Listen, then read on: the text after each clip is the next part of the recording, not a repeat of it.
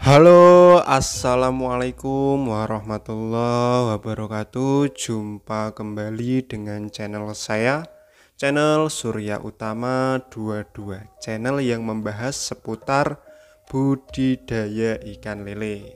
Apa kabar teman-teman semua? Mudah-mudahan dalam keadaan sehat walafiat ya. Nah, pada kesempatan kali ini saya mau membagikan pengalaman saya lagi, khususnya buat petani pemula yang baru saja terjun di budidaya ikan lele. Apa yang mau saya bagikan pada konten kali ini? Yang akan saya bagikan pada konten kali ini adalah minimal itu usia berapa sih, atau ukur berapa sih lele kita bisa diberi makan pakan alternatif. Nah, ini penting sekali. Kalau apabila teman-teman ikannya masih terlalu kecil diberi pakan alternatif, dampaknya buruk sekali. Apa itu? Kalau apabila ikan teman-teman belum waktunya diberi makan pakan alternatif, tapi teman-teman paksakan dengan pemberian makan alternatif, yang terjadi adalah ikan nanti akan tidak rata besarnya ya, karena yang pakan alternatif itu kebanyakan itu tidak semua kebagian, apalagi pakan alternatif yang teksturnya keras atau besar ya. Nah, dengan seperti itu ikan yang lebih besar akan lebih cepat untuk makannya, dan yang kecil nggak akan kebagian, dan ukuran ikan yang paling kecil ya berhenti di situ ukurannya. Nah, yang kecil bertahan di ukur kecil itu, dan yang besar semakin besar. Nah, maka dari itu di sini akan saya jelaskan kapan ukuran minimal kita bisa memberi makan pakan alternatif agar hasilnya maksimal. Nah, saran dari saya, apabila kita mau memberi makan pakan alternatif ke lele kita, kita perhatikan dulu ukuran lele kita. Apakah sudah siap diberi pakan alternatif atau belum? Ukuran yang siap diberi pakan alternatif menurut saya adalah LBG. LBG.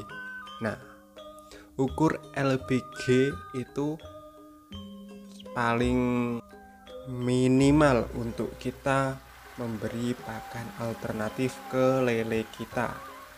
Nah, kalau paling kita timbang terlebih dahulu lah kalau kita mau memberi pakan alternatif. Kalau sekilo isinya 50 ekor ke bawah, itu tandanya ikan kita sudah siap diberi makan pakan alternatif seperti itu. Apabila masih 79, 912 kita beri makan pakan alternatif, yang ada nanti ukurannya tidak sama, ukurannya besar kecil, dan nanti akhirnya apa? Apabila teman-teman peliharanya 1000, 2000 atau 3000, pokoknya 5000 atau 10.000 ke bawah lah, apabila masih kecil diberi pakan alternatif, ukuran tidak sama, akhirnya apa?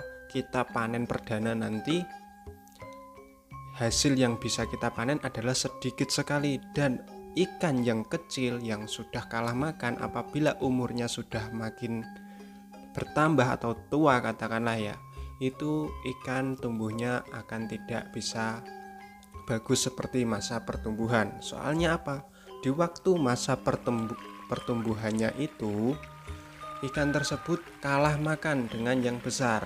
Nah, saran saya untuk petani ikan lele semuanya yang menggunakan pakan alternatif, saran saya rajin-rajinlah untuk mensortir, sekalipun itu teman-teman sudah memenuhi syarat waktu untuk pemberian makan alternatif ya, LPG tadi ya, sekilo isi 50 ke bawah ya.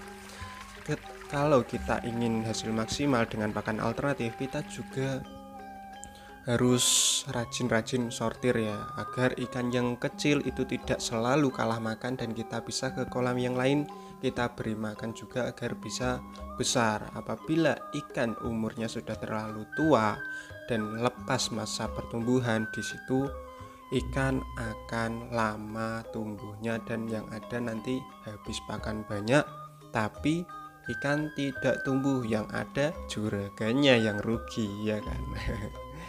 Nah, terus untuk penggunaan pakan alternatif ini tujuannya apa toh? Ya untuk menekan kos biaya pakan ya, untuk menghemat biaya pakan. Tapi catatan penting juga ini buat teman-teman semua yang belum tahu. Kita menggunakan pakan alternatif dengan tujuan agar kita lebih hemat dan cepat panen, lebih hemat pengeluaran biaya untuk beli pakan dan lebih cepat panen. Tapi kebanyakan petani lele yang memberi makan pakan alternatif itu niatnya cuman itu, pengen cepat besar dan menghemat biaya pembelian pakan. Tapi di saat kita memberi pakan alternatif ke kolam kita, di situ air tidak sebagus apabila kita memberi makan ikan lele kita menggunakan full pellet. Nah, dengan seperti itu, untuk semua petani yang menggunakan pakan alternatif harus perhatikan kondisi airnya, kesehatannya. Jangan sampai dibiarkan ikan kalian itu menggantung. Apabila ikan kalian sampai menggantung, nah di situ pertumbuhan akan lambat karena di situ ikan tidak nyaman di dalam air dan ikan berusaha ingin keluar dari air karena tidak nyaman dengan tempat tinggalnya karena terkontaminasi oleh kotoran pakan alternatif tadi. Soalnya pakan alternatif mayoritas itu agak merusak air. Kita harus jaga kualitas air itu sendiri. Seperti itu ya. Ya tadinya kita mau pakai pakan alternatif agar lebih hemat dan cepat panen, tapi sudah kita berikan pakan alternatif tapi kita tidak perhatikan airnya. Ikan cenderung lebih sering stres dan sering menggantung.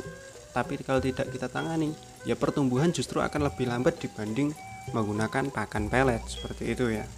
Nah, itu penting sekali. Kita di sini belajar bareng-bareng seputar budidaya ikan lele. Saya tidak ada maksud untuk menggurui kalian semua atau sok pintar ya. Saya sekedar berbagi pengalaman saya selama saya terjun di budidaya ikan lele. Seperti itu. Apabila ada hal yang berbeda dengan teman-teman semua itu wajar lah, soalnya 1-10 petani itu pasti memiliki pengalaman yang berbeda semua. Tapi yang saya bagikan adalah menurut saya yang paling benar, menurut saya loh ya. Kalau teman-teman ada pendapat lain ya silahkan.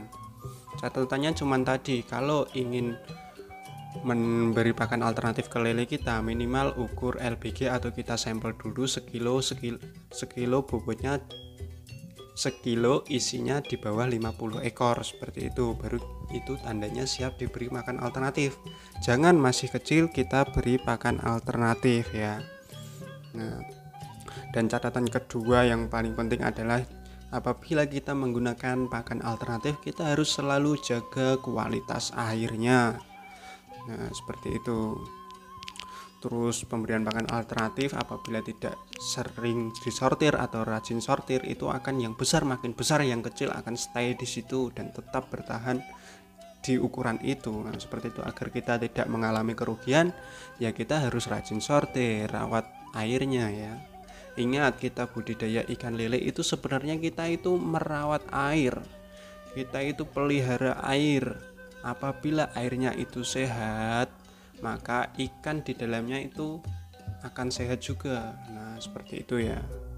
Kita pelihara air, bonusnya ikan itu sendiri. Nah, saya rasa cukup sekian ya video yang bisa saya sampaikan kepada teman-teman semua. Mudah-mudahan bermanfaat, khususnya buat teman-teman pemula. Dan untuk teman-teman yang baru saja mampir, saya mohon dukungannya dengan cara klik tombol subscribe-nya ya, agar tidak ketinggalan video terbaru dari saya. Klik juga tombol notifikasinya. Nah, saya Surya Utama, sampai ketemu di video berikutnya.